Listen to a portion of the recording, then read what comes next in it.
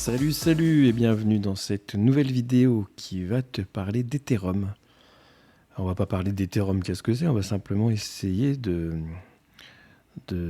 voir jusqu'où l'Ethereum pourrait aller, si c'est une valeur qui a un gros potentiel ou qui est plutôt une mauvaise valeur. Voilà, en fait je vais te répondre.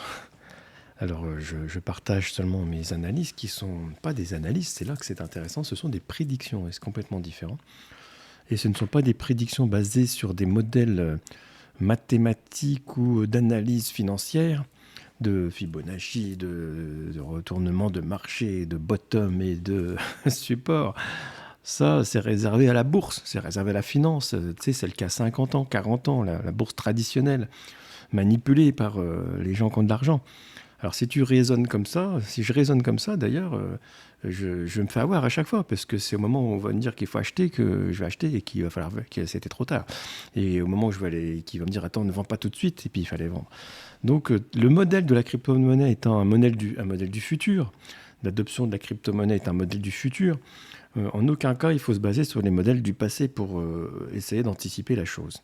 Moi je suis un investisseur depuis très longtemps, mais dans la crypto-monnaie depuis déjà 2018, 2019 plus exactement.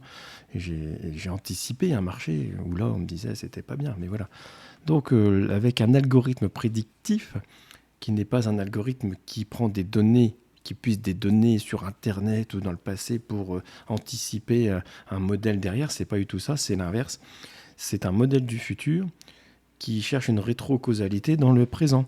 Donc, c'est-à-dire que l'adoption des crypto-monnaies étant inaltérable à mon idée, il suffit de mettre ces données-là pour pouvoir prédire lesquelles vont pouvoir... Bon, c'est un système un peu complexe, mais peu importe, j'ai des résultats avec ça et je ne me fie qu'à ça. Comme ça, je suis des fois un peu à l'envers de pas mal de monde, mais être à l'envers dans les cryptos, c'est être à l'endroit, justement. Voilà. Donc, oui, tiens, j'avais vu Solana, tiens, qui est là-haut, là, tu vois, Solana. Solana est à 36 quand j'ai fait la vidéo il y a 2 jours. On est à 39 aujourd'hui, donc on a 10% de plus, c'est pas mal.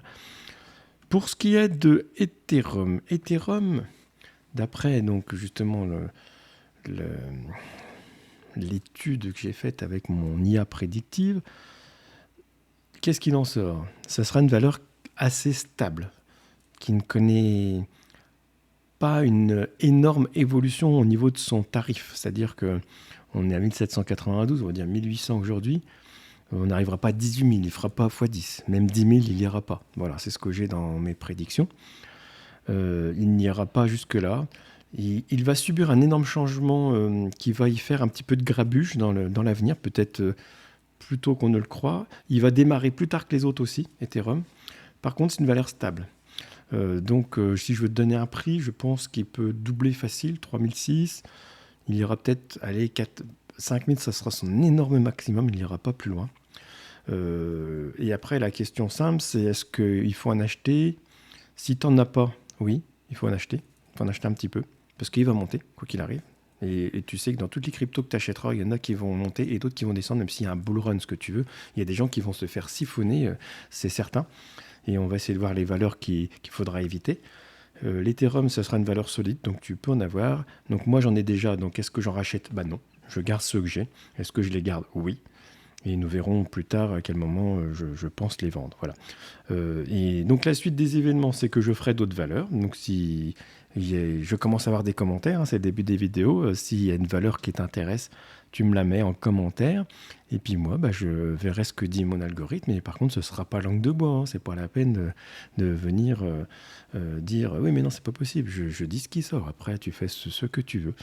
Voilà, la prochaine valeur, ce sera certainement l'XRP que je vais faire parce que pour l'instant, je suis dans les grandes valeurs et voir ce qu'on peut en tirer dans le futur probable.